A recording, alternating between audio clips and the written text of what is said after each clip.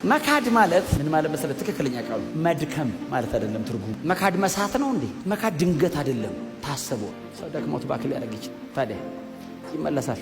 ኢንቴንሽናሊ ግን ኢየሱስ ክርስቶስን እንደገና ለመስቀል ለማሰቃየት የኢየሱስን የመስዋዕትነት ሥራ መናቅ፣ መጣል፣ ማክፋፋት ግን ሶ ሲሪየስ።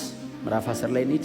10:26 የእውነትን ዕውቀት ከተቀበልን በኋላ ሆን ብለን በኃጢአት ጸንተን ብንመላለስ ከእንግዲህ ለኃጢአት የሚሆን ሌላ መሥዋዕት አይኖርም። የሚቀረው ግን የሚያስፈራ ፍርድና የእግዚአብሔርን ጠላቶች የሚበላ ብርቱ እሳት መጠበቅ ብቻ ነው። የሙሴን ሕግ የናቀ ማንኛውም ሰው 2 ወይም 3 ሰዎች ከመሰከሩበት ያለ ምሕረት ይገደል ነበር። ታዲያ የእግዚአብሔርን ልጅ የረገጠ የተቀደሰበትን የኪዳኑን ደም እንደ ተራ ነገር የቆጠረ የጸጋን መንፈስ ያክፋፋ እንደምን ያለ የባሰ ቅጣት ይገባው ይመስላችኋል?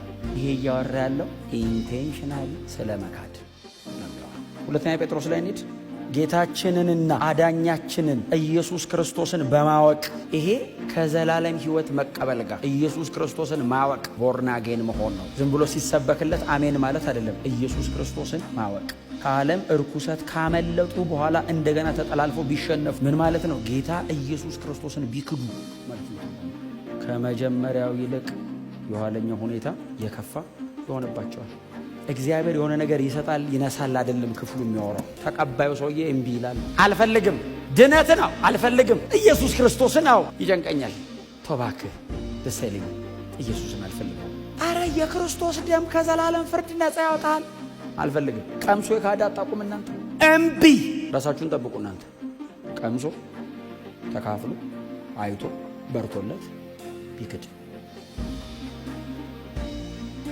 እና ያዙ ነገር ያለው